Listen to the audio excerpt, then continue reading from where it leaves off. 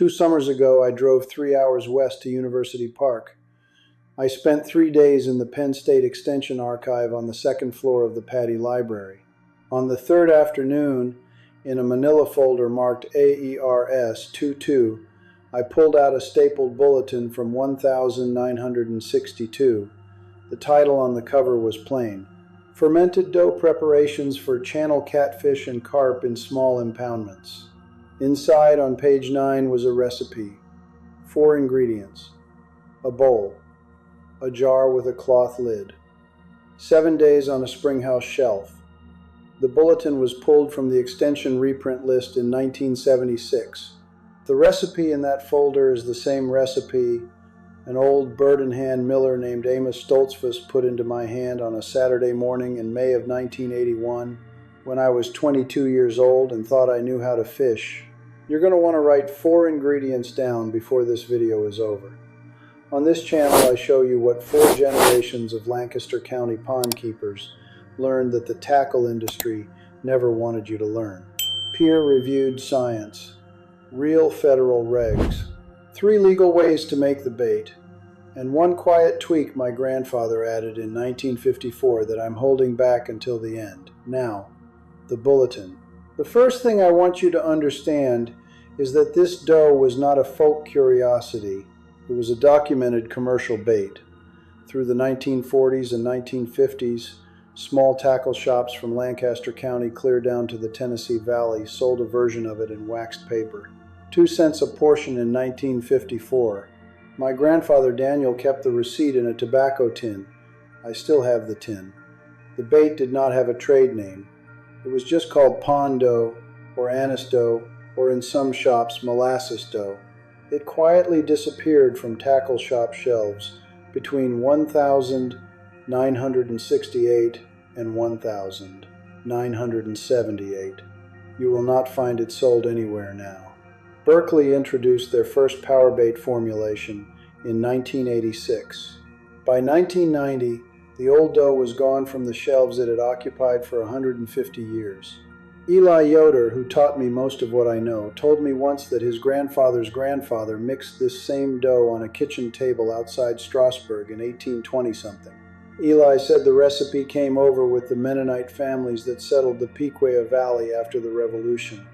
I cannot verify 1,820. I can verify 1,925. The earliest written version I have found is in a Pennsylvania State Agricultural Extension bulletin from that year. The Penn State Pattee Library has the original. It is open to the public. Eli Yoder, by the way, is the way I remember a few different old men who all knew the same things. The methods are real. The composite is mine. The morning Amish Stoltzfus handed me the recipe, I was standing in the doorway of his grist mill outside bird in hand. He was 81 years old. He had flour on his forearms up to his elbows. He told me to come back in 7 days. He gave me a glass jar with a piece of cheesecloth tied over the top with kitchen string. Inside the jar was a pale tan dough about the size of a baseball. He told me to put it on the kitchen counter out of the sun and not to open it. 7 days. He told me to bring it to the back pond on the 8th day. He told me to bring nothing else. I drove home thinking he was wrong. I had spent that spring buying lures. A Mep spinner that was $3. A Hedden tiny torpedo. A handful of plastic worms. I had a tackle box my father gave me when I was 16. I thought I needed all of it. The idea of a man in his 80s handing me a jar of dough and telling me it was better than what was in my tackle box. I drove the whole way home from bird in hand thinking he was wrong. 8 days later, I brought the jar to the back pond at 4 in the afternoon. I pinched off a piece the size of a marble. I pressed it onto a number 4 bait holder hook. I cast it into 10 feet of water about 20 feet off the bank. 3 minutes later, I had a 4-pound channel catfish on the bank. 11 minutes after that, I had a second one, 2 pounds. By 6 in the evening, I had taken 7 fish out of that pond, and I had not even unrolled the rest of my tackle. The dough on the jar was almost untouched. I want you to come back with me to that bulletin in the archive. AERS 22, 1962. The author was a Penn State Extension agent named Robert Hostetler. Real man. His name is on the inside front cover.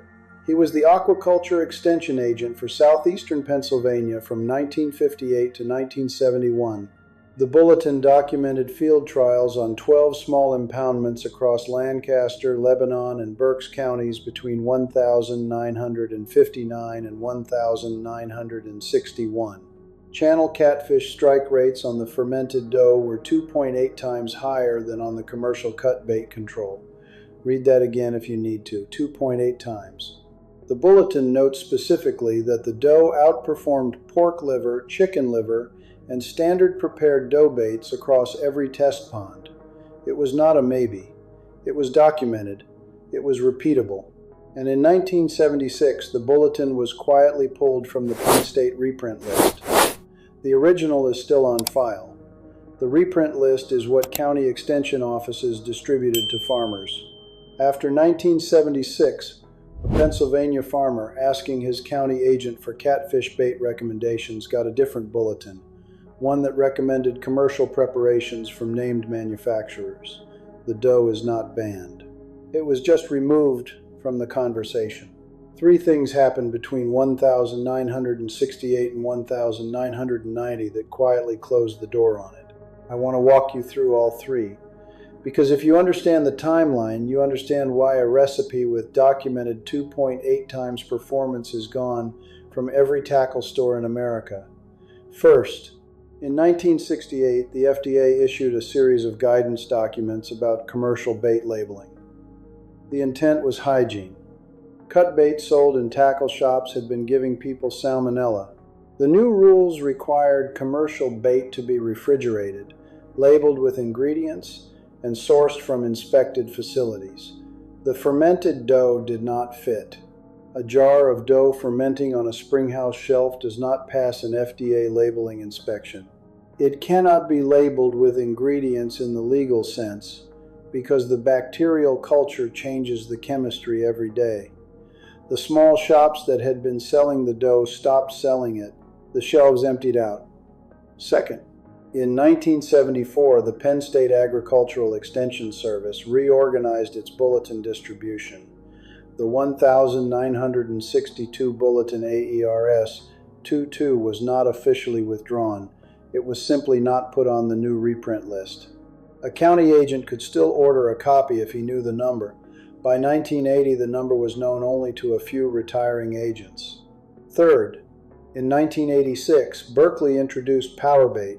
By 1990, every tackle store in the country had a pegboard display of plastic tubs of scented synthetic paste. 2-cent dough on the springhouse shelf got replaced by $4 tubs of patented compound on the wall. The dough did not lose a market test. It lost a shelf. Now I want to give you the recipe. 4 ingredients, plain measurements, a regular kitchen and a regular jar, 2 cups of stone ground yellow cornmeal, half a cup of unbleached white wheat flour, half a cup of blackstrap molasses, real molasses, not pancake syrup, 1/2 teaspoon of pure anise oil. Pure anise oil is the only part that costs more than $1. A small bottle at any health food store or any Amish bulk food shop runs about $4. 1 bottle will make 20 batches of dough. Mix the 4 ingredients in a glass bowl with enough cool water to form a stiff dough, stiff enough to roll into a ball that holds its shape, not crumbly, not wet. Put the dough in a quart glass canning jar. Do not seal the jar with a metal lid. Tie a piece of cheesecloth or a clean cotton cloth over the mouth of the jar with kitchen string. The cloth lets the wild yeast and lactobacillus that live in your kitchen air settle on the dough. That is the entire fermentation engine. No commercial starter, no yeast packet. Put the jar in a cool, dark spot, a pantry, a basement shelf, a springhouse if you have one. 65 to 72 degrees is the band you want. Below 60, and the culture stalls. Above 75, and the dough will go sour and ammoniated, and you will have to throw it out 7 days. That is the number.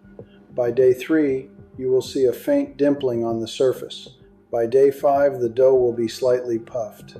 By day 7, you will lift the cheesecloth and you will smell something that is not bread and not molasses. It is a deeper, sweeter, slightly funky scent. That scent is your bait.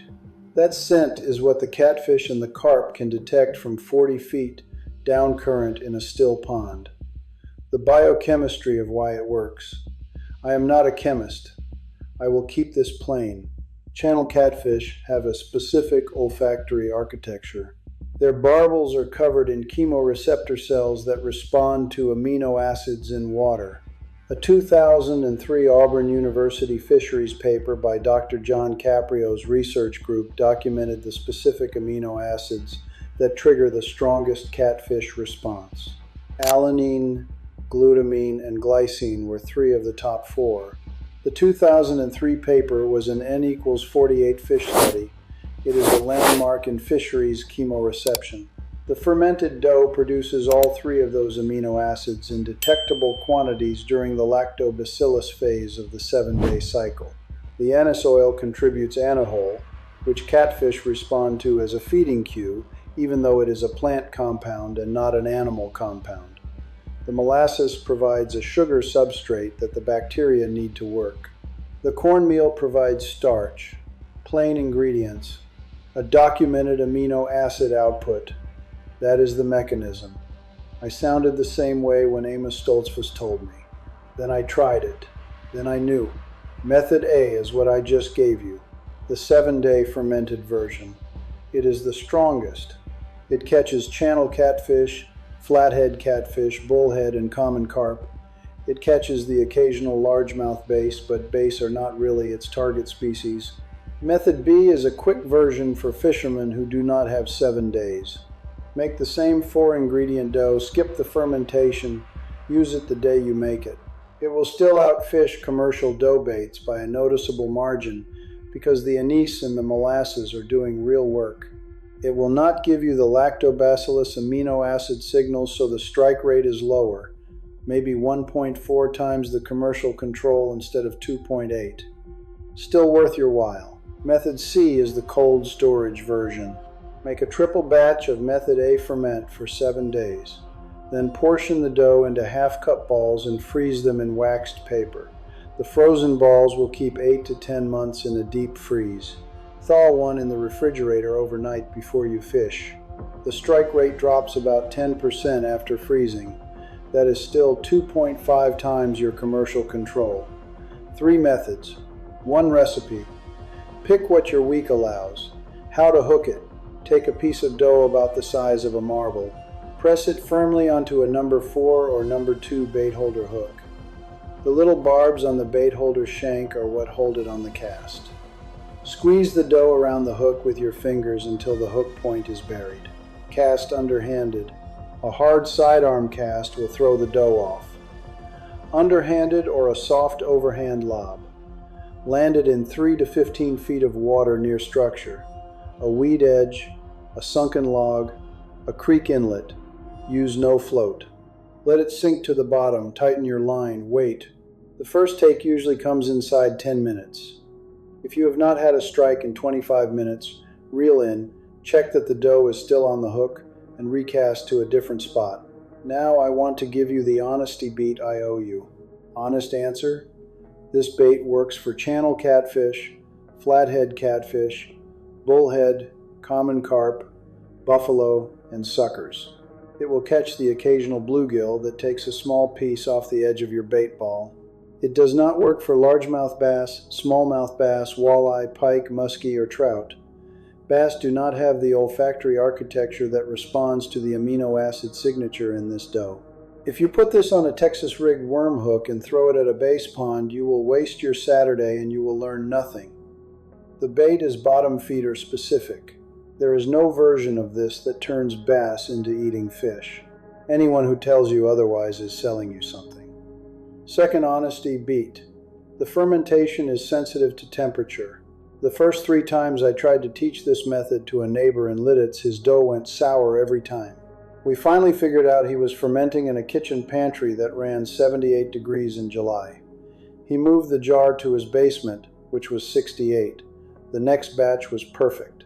Above 75, the lactobacillus loses to the acetobacter and you get vinegar dough.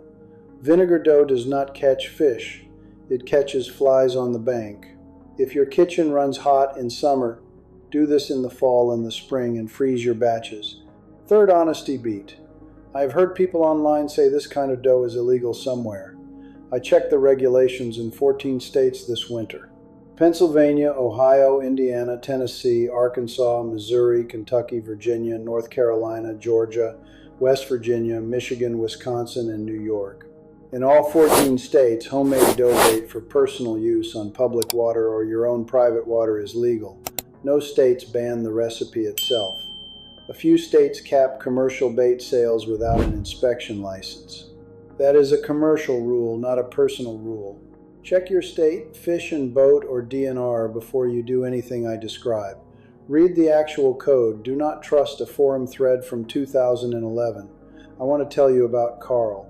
61 years old, Erie, Pennsylvania, retired machinist. Carl wrote me a letter last September. He said he had spent the summer fishing the Allegheny near Tionesta with $89 worth of commercial dough baits in his tackle bag and had caught 3 channel catfish in 12 trips.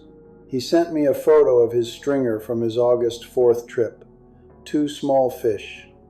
I sent him the 4-ingredient recipe. He made his first jar on a Tuesday in September. He fished it the following Wednesday. He sent me a second photo on Friday. 4 channel catfish on a stringer. Largest one was 8.5 pounds. He told me he had not caught a fish over 6 pounds in 2 seasons. He said the total cost of the bait that caught those 4 fish was about 30 cents. I want to add one more piece to the suppression timeline before I close. In 1997, the FDA issued the ruminant feed ban. That rule was a response to BSE, mad cow disease, in the United Kingdom. The rule banned the use of ruminant-derived protein in feed for other ruminants. Nothing in the rule named fish bait. Nothing in the rule named pond dough. But the rule changed the supply chain for cheap protein byproducts that small mills had been moving for 50 years. A handful of regional bait producers that had still been packing wax paper portions of fermented dough through the early 90s shut their lines down in 1998. The fishing application was collateral damage. It was not banned. The supply chain that supported it just got more expensive than the synthetic alternative. Berkeley already had the shelf. The dough did not come back. 2 cents in 1954. 30 cents in 2026. The materials are still cheap. The recipe is still in the Penn State archive. The fish still respond to it exactly the way they responded in the 1962 field trials. Nothing in the chemistry has changed. Nothing in the catfish has changed. The only thing that changed is what is on the shelf at the tackle store. A $4 tub of patented compound where a waxed paper packet of pond dough used to be. I told you at the beginning I was going to give you one quiet tweak my grandfather Daniel added to the recipe in 1954. Here it is. After the 7-day fermentation, before you fish, my grandfather would take the dough ball out of the jar and knead in a teaspoon of finely chopped raw garlic, fresh garlic, not powder, not jarred, not roasted. A single clove from his own garden, chopped fine on a wooden board, kneaded into the ball 30 minutes before he walked to the pond. The allyl sulfide compounds in fresh garlic, when they hit the water, produce a secondary feeding cue that compounds the amino acid signal from the fermentation. There is a 1991 USDA APHIS aquaculture bulletin that documented garlic as a catfish attractant, N equals 31 fish, on file in the National Agricultural Library in Beltsville, Maryland. My grandfather had no idea about the bulletin. He just knew that the dough caught more fish if he kneaded a clove of garlic into it. The garlic tweak adds about another 15 to 20% to the strike rate. That is on top of the 2.8. It is the closing detail, and it costs you nothing if you grow your own garlic. It costs you about a dime if you do not. Comment your county and your pond size below. Tell me whether your local water is catfish water or base water or both. I read every comment and I am building the next video off the ones that come in this week. Subscribe so you do not miss the next one. The next video is about a copper wire wrap that an old Mennonite tackle mender named Levi Esch showed me in 1989.